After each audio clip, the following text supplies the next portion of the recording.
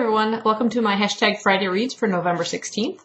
For those of you who don't know what that is, hashtag Friday Reads is something that started on Twitter, and every weekend it kind of explodes where people post what they're going to be reading for the weekend.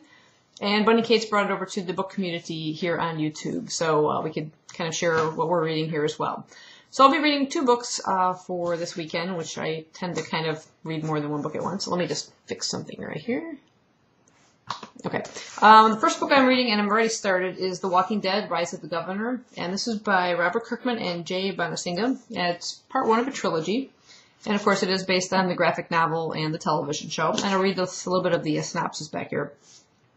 In the Walking Dead universe, there is no greater villain than the Governor, the despot who runs the walled-off town of Woodbury. He has his own sixth sense of justice, whether it's forcing prisoners to battle zombies in the arena for the townspeople's amusement, or chopping off the appendages of those who cross him. The Governor was voted Villain of the Year by Wizard magazine the year he debuted, and his story arc was the most controversial in the history of the Walking Dead comic series.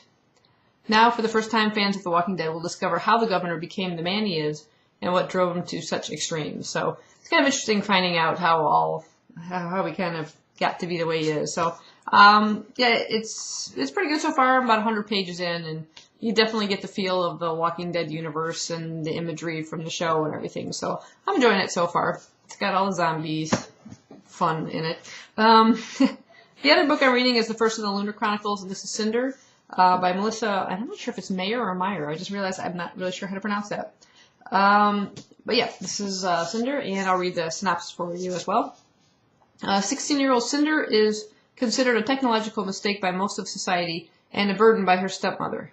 Being cyborg does have its benefits, though. Cinder's brain interface has given her an uncanny ability to fix things, robots, hoovers, her own malfunctioning parts, making her the best mechanic in New Beijing.